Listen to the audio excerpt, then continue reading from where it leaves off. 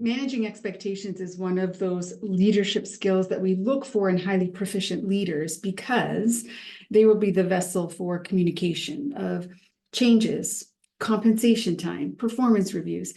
And so it's a necessary skill set for leaders to have because they're going to encounter the emotional dissonance or the emotional disruption that occurs when these types of communications happen. One of the things that's necessary when we're assessing a leader's capability in the area of managing expectations is what trips them up. In the conversation itself, is it the emotional state of the other person that trips them up and having to deal or navigate with how upset the other person is? Or is it the logical, technical side, needing to explain what's going on, why decisions have been made?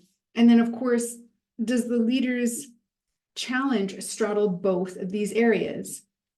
Now, when we're looking at these areas, these are different skills in emotional intelligence. For example, if we're talking about it's hard for me as a leader to handle when someone else gets upset, and I want to kind of swoop in and make their emotional experience a lot easier for them, or I don't know how to handle it when someone's upset. I don't know what to say. I don't know the right terminology. I don't know how to calm them down. I don't know how to do any of these things. Those are different skills. It's a combination of our personal competency skills with our emotional self-awareness and independence, so being able to separate ourselves from other people's emotional experiences. And it's also about our ability to demonstrate empathy, giving space for someone to have their emotional experience without needing to fix it. What follows in those conversations is also what bridges us to the other side when it's the technical skill set of needing to explain decisions, is communication. And that's assertiveness, being able to share the thoughts and the ideas and the decision making and everything that sort of loads the message in a way that's non-offensive and non-aggressive.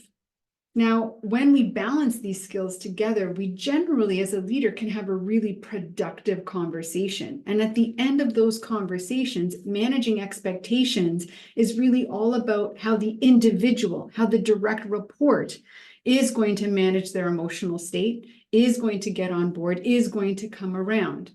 And sometimes that's a critical piece that's missing at the end of these conversations is the accountability for the individual to align with the expectation, not necessarily the accountability for the leader to make it better for them.